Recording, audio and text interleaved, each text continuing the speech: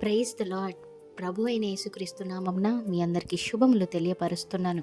ఈ వాగ్దానాల ద్వారా మీరు ఆదరించబడినట్లయితే తప్పకుండా ఇతరులకు షేర్ చేయడానికి ప్రయత్నించండి. మరి ఈరోజు ఎంతమంది హృదయాలు దేవునికి దూరముగా ఉంటూ పాపము చేసేవారిగా ఉన్నారో, మోసము చేసేవారిగా ఉన్నారో, మరి దేవుని మాటలు వినకుండా, ఆయన ఆజ్ఞలను అనుసరించకుండా, ఆయన విధులను గైకొనకుండా ఉండి ఉన్నారో, వారందరూ కూడా ఎప్పుడైతే దేవుని ఆత్మను పొందుకొనగలుగుతారో మరి అప్పుడు ఖచ్చితంగా వారి హృదయము నూతనముగా మార్చబడుతుంది.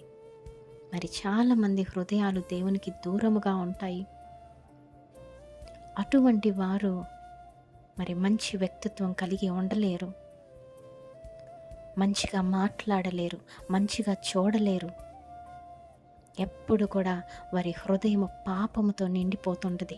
వారి హృదయము పాపముతో నిండిన దాన్ని బట్టి తరచుగా బలహీనతల్లో పడిపోతూ ఉంటారు. అయితే ఈ యొక్క వీడియో చూస్తున్న మీలో ఎంతమంది మీ హృదయాలు దేవునికి దూరముగా ఉంటూ పాపంలో పడిన హృదయము కలిగిన వారుగా ఉన్నారు? ఈరోజు దేవుడు మీతోనే మాట్లాడుతూ ఉన్నారు.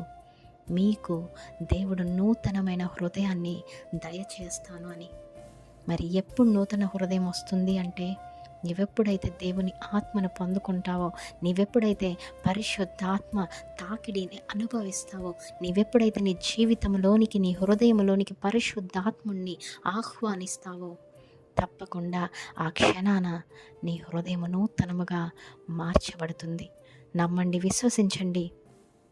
నూతన హృదయం కావాలనుకున్న ప్రతి ఒక్కరూ కూడా దేవునికి మొరపెట్టండి.